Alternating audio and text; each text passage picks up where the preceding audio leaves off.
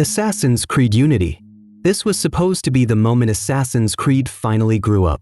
Ubisoft marketed Assassin's Creed Unity as a true next-gen leap, rebuilt animation systems, unprecedented crowd density, and a more refined, elite assassin fantasy than anything before it. In 2014, this wasn't subtle marketing. Trailers emphasized Paris filled with thousands of NPCs, seamless parkour, cinematic lighting, and a protagonist who looked and moved like a prestige character rather than a yearly release template. At launch, the reality was immediate and unavoidable. Unity released in November 2014 on PlayStation 4, Xbox One, and PC, and within hours the conversation shifted away from visuals and straight toward performance. Frame rate drops, animation glitches, missing textures, broken faces, and crashes dominated footage online. The next-gen look existed in carefully framed demos, but real gameplay often struggled to maintain stability, especially on consoles. The promise of a high-end assassin followed the same pattern. Unity introduced Arno as a more nuanced, skilled assassin with deeper stealth systems and refined combat.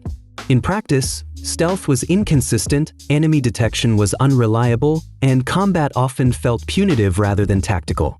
Systems existed, but they didn't work cleanly enough to support the fantasy Ubisoft sold.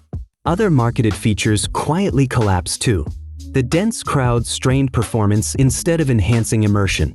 The new parkour system looked elegant in demos but frequently misfired in real play. Even the co-op mode, heavily promoted as a pillar feature, launched with matchmaking issues and limited mission depth. The reaction was swift. Ubisoft issued public apologies, delayed DLC, offered free games as compensation, and patched Unity extensively over the following year. By then, the damage was already done. Unity eventually became playable. It never became what was promised. It wasn't a broken idea. It was a finished vision that arrived unfinished. Cyberpunk 2077. This was marketed as player freedom taken seriously. CD Projekt Red spent years positioning Cyberpunk 2077 as a role-playing game defined by meaningful choice and a living, reactive city. Night City was sold as an ecosystem, not a backdrop. NPCs had routines. Decisions had weight. Quests branched in ways that would permanently alter the world. This wasn't just advertising. It was the core identity of the game. Cyberpunk 2077 launched in December 2020 after multiple delays, and the gap between promise and reality was immediate. While the PC version showed glimpses of ambition, the underlying systems told a different story. Player choices existed, but rarely reshaped the world in lasting ways. Dialogue options often funneled back to the same outcomes. Life paths, heavily marketed as distinct starting identities, amounted to short prologues and occasional dialogue flavor. Night City itself looked alive from a distance, but cracked under interaction. NPCs despawned when the camera turned. Police teleported directly behind players instead of responding logically. Traffic AI barely functioned. Systems designed to simulate a living city behaved more like stage props than systems reacting to player behavior. Other promises followed the same pattern. Deep RPG mechanics were simplified. Customization systems were thinner than expected. Features discussed in interviews, such as complex faction reputations and dynamic world changes, never meaningfully materialized. On consoles, especially PlayStation 4 and Xbox One, performance issues overwhelmed everything else. Frame rates collapsed, textures failed to load, crashes were frequent. Sony removed the game from the PlayStation Store entirely, an unprecedented move for a AAA release of this scale. CD Projekt Red spent years patching, reworking systems, and releasing major updates like 2.0 and Phantom Liberty. The game improved significantly. The original vision, however, remained partially theoretical. Cyberpunk 2077 didn't fail because it was too ambitious. It failed because it sold an ambition that simply didn't exist in the final product. Anthem. This was supposed to be the game that replaced Destiny. BioWare and EA positioned Anthem as a long-term, endgame-driven live-service shooter built around constant progression, deep customization, and evolving content. Trailers emphasized powerful javelin suits, seamless co-op, massive encounters, and a loot system designed to keep players invested for years. The phrase "Destiny Killer" wasn't official marketing language, But it didn't need to be. The implication was obvious. Anthem launched in February 2019 on PlayStation 4, Xbox One, and PC, and the endgame problems surfaced almost immediately. Once players reached the level cap, content dropped off sharply. Activities repeated with minimal variation. Loot progression stalled. Rewards failed to meaningfully change builds. The core loop, the one Anthem was built around, simply didn't exist at scale. BioWare had marketed endgame as the foundation. In reality, it was a placeholder. Strongholds were limited. Events were recycled. Promised systems like deep build diversity and evolving world states never materialized. Even basic quality of life features, such as a functional stats screen, were missing at launch. Other promises fell apart quietly. The game's narrative was thin and fragmented, contradicting BioWare's reputation. Social features were underdeveloped. Technical issues, long load times, and frequent crashes eroded trust quickly.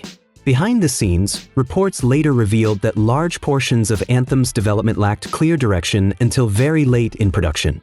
The response was predictable. Player numbers declined rapidly. Roadmaps were revised, delayed, and eventually abandoned. BioWare announced Anthem Next, a complete overhaul intended to rebuild systems from the ground up. In 2021, the project was officially cancelled. Anthem didn't fail because flying felt bad. It failed because everything that was supposed to happen after the flying never showed up. Starfield. This was marketed as freedom on a scale Bethesda had never attempted. Starfield was sold as a generational leap for Bethesda game studios. Over 1,000 planets, unparalleled exploration, and total player freedom in a fully living universe. Todd Howard repeatedly emphasized player choice, discovery, and the idea that this was Skyrim in space, but bigger, deeper, and more systemic. Starfield launched in September 2023 on PC and Xbox Series XS, and the scale was undeniable. The freedom, however, was carefully framed. While players could land on hundreds of planets, most were procedurally generated landscapes with limited variation. Points of interest repeated. Exploration often led to identical facilities arranged in different locations. The promise of a fully living world struggled under structure. Cities existed as isolated hubs separated by loading screens. Space travel relied heavily on fast travel menus rather than seamless traversal. Systems that implied dynamic interaction, such as factions reacting deeply to player choices, remained mostly contained within quest lines rather than reshaping the broader universe. Other marketed ideas followed the same pattern. Ship customization was deep, but space combat was shallow. Outpost building existed, but offered limited long-term payoff. Role-playing options were present, but consequences rarely extended beyond immediate dialogue responses. The reaction was divided. Some players appreciated the scale and sandbox. Others pointed out that Starfield felt more fragmented than Bethesda's previous worlds, not more alive. Critics noted that freedom without meaningful interaction quickly becomes routine. Bethesda supported the game with patches and future expansion plans, but the core structure remained unchanged. The universe was large. The systems inside it were conservative. Starfield didn't lie about size. It overstated what that size would actually do. Watch Dogs 1. This was sold as a visual benchmark for an entire console generation. When Ubisoft revealed Watch Dogs in 2012, the reaction was immediate. The demo showed a dark, rain-soaked Chicago with dynamic lighting, dense crowds, reactive AI, and a level of visual fidelity that looked years ahead of anything else on the market. Reflections bounced realistically, streets glistened, and the city felt alive in ways open-world games rarely achieved at the time. By the time Watch Dogs released in May 2014 on PlayStation 3, PlayStation 4, Xbox 360, Xbox One, and PC, the downgrade was impossible to ignore. Lighting was flatter. Reflections were reduced or missing. Crowd density was lower. Weather effects were simplified. The final product looked closer to a polished last-gen title than the showcase Ubisoft had promised. The explanation came later, indirectly. Ubisoft cited optimization and hardware limitations, particularly for cross-generation development. PC modders would later uncover disabled graphical features still present in the game's files, reinforcing the idea that the downgrade wasn't purely technical necessity, but a deliberate scaling back. The visuals weren't the only issue. AI systems showcased in demos, including NPC reactions to hacking and emergent behavior, were noticeably less dynamic in practice. The city functioned, but it didn't respond with the complexity implied in marketing. Hacking mechanics became more scripted than systemic. The response was loud but fragmented. Some players enjoyed the game on its own terms. Others felt misled by marketing that bordered on deceptive. Ubisoft eventually acknowledged the visual differences, but never restored the original presentation. Watch Dogs wasn't unfinished. It just wasn't the game people thought they had already seen. Aliens, Colonial Marines. This was marketed as a technical and atmospheric showcase. Aliens, Colonial Marines was presented as a faithful sequel to James Cameron's Aliens, built with cutting-edge visuals and terrifying enemy AI.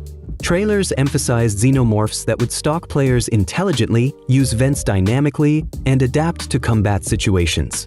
It was sold as survival horror backed by smart systems, not just shooting. The game launched in February 2013 on PlayStation 3, Xbox 360, and PC, and the illusion collapsed almost instantly. Enemy AI was erratic and often non-functional. Xenomorphs charged directly into gunfire, became stuck on geometry, or behaved randomly instead of strategically. The tension promised in demos never materialized. The graphics followed a similar pattern. Textures were muddy. Lighting was flat. Animations were stiff. Side-by-side comparisons between trailers and the final game showed dramatic differences. This wasn't a subtle downgrade. It was a different product. Years later, the situation became infamous for an unexpected reason. Modders discovered that a single typo in the game's AI configuration file significantly affected enemy behavior. Correcting it noticeably improved AI responsiveness. While this didn't explain all the game's issues, it symbolized how poorly managed the project had been. Gearbox Software, the studio attached to the project, faced criticism over outsourcing decisions and marketing responsibility. Sega, the publisher, would later settle a lawsuit related to false advertising claims. Aliens, Colonial Marines didn't just fail expectations. It exposed how far marketing could drift from development reality. No Man's Sky. This was marketed as a shared universe, whether you saw other players or not. Hello Games presented No Man's Sky as an infinite procedural universe where players could explore, discover, and coexist. Multiplayer wasn't always framed as traditional co-op, but marketing strongly implied a connected experience. Players would name planets, upload discoveries, and exist together in the same vast space. The universe would remember you. No Man's Sky launched in August 2016 on PlayStation 4 and PC, and the multiplayer illusion collapsed almost immediately. Within days, players coordinated efforts to reach the same planets. When they arrived, they didn't see each other. They couldn't interact. They couldn't even confirm shared presence beyond overlapping terrain. Sean Murray initially explained this as a misunderstanding of how the universe worked. The reality became clearer as data miners and players investigated further. At launch, No Man's Sky had no functional multiplayer system. Player discoveries were uploaded to servers, but exploration itself was entirely solitary. Other promised features followed the same pattern. Planetary variety was more limited than expected. Ecological systems behaved predictably. Space battles lacked depth. The sense of discovery faded as procedural patterns repeated themselves. The backlash was intense. Refund requests surged. Hello Games went silent publicly for months. The studio didn't argue. It worked. Over the next several years, updates like Next, Beyond, and Echoes transformed No Man's Sky into something far closer to the original vision, including full multiplayer. At launch, the promise wasn't incomplete. It simply wasn't there yet. Battlefield 2042. This was supposed to be Battlefield at its loudest and most complete. Electronic Arts and DICE marketed Battlefield 2042 as a return to form, massive battles, unparalleled destruction, and the classic Battlefield sandbox refined for modern hardware. Trailers emphasized large-scale chaos, dynamic weather, and moments that felt unscripted and emergent. This was Battlefield turned up. Battlefield 2042 launched in November 2021 on PC, PlayStation, and Xbox platforms, and immediately felt unfamiliar. Core features associated with the franchise were missing. Traditional class systems were replaced with specialists, disrupting team roles. Scoreboards were absent. Server browsers were limited. Destruction existed, but lacked the scale and persistence seen in earlier entries. The destruction itself, a key selling point, was restrained. Buildings were less reactive. Environments reset between matches. Levolution, once a defining mechanic, was largely gone. Tornadoes looked impressive, but had little strategic impact. Technical issues compounded the problem. Performance was unstable. Hit registration was inconsistent. Maps were large but empty, designed more for spectacle than flow. The classic Battlefield experience marketing promised felt diluted by design decisions that prioritized trend following over identity. The response was swift and negative. Player counts dropped sharply. DICE reworked systems, reintroduced classes, and adjusted maps over time. The game improved, but the launch version defined its reputation. Battlefield 2042 didn't misunderstand what Battlefield was. It just assumed it could replace it.